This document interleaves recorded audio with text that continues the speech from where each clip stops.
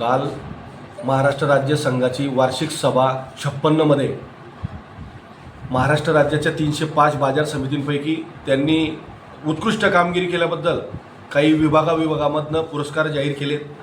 त्यातून आपल्या चोपडा कृषी उत्पन्न बाजार समितीला नाशिक विभागात 53 बाजार समितीपैकी द्वितीय क्रमांक पटकावला आणि जळगाव जिल्ह्यात प्रथम क्रमांक पटकावला।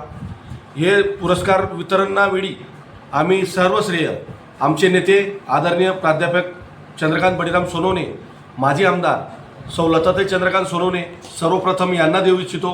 त्यानंतर आमचे संचालक मंडळ, सर्व चोपडा तालुक्यातील शेतकरी बांधव, हमाल मापडी बांधव, व्यापारी बांधव आणि आमचे कर्मचारी बांधव या साऱ्यांच्या सहकार्याने आम्ही या महाराष्ट्र राज्यामध्ये आपल्या जळगाव जिल्ह्यात चोपडा तालुक्याच्या बाजार समितीचा नामोल्लेख करत असताना गौरवाची बाब आहे।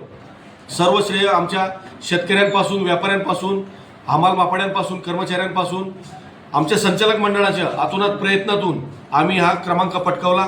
याच्यानंतरही आपल्या बाजार समितीत आपण महाराष्ट्रात 1 नंबर कसे याल, 1 नंबर येण्यासाठी आपण काय काय प्रयत्न करायला पाहिजे, काय काय विकास कामं करायला पाहिजे, शेतकऱ्यांच्या हिताचे काय काय निर्णय घ्यायला पाहिजे, आमचे बाजार समितीतले सर्व सन्माननीय माझे संचालक मंडळ कटिबद्ध राहणार आहे। आणि हे मिळत असताना यात महाराष्ट्रात चोपडा बाजार समितीच्या गौरव, याच्यामुळे सारे शेतकऱ्यांचा गौरव झाला, सारे आमच्या संचालक मंडळाचा गौरव झाला।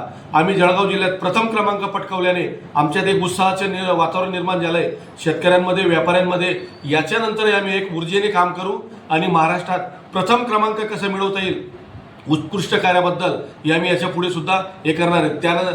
त्यात काल संध्याकाळी माझे नेते प्राध्यापक आदरणीय चंद्रकांत बळीराम सोनवणे तसेच लोकप्रिय आमदार आदरणीय लताताई चंद्रकांत सोनवणे यांनी सुद्धा आमचे सारे संचालक मंडळाचे जाहीर अभिनंदन केलं।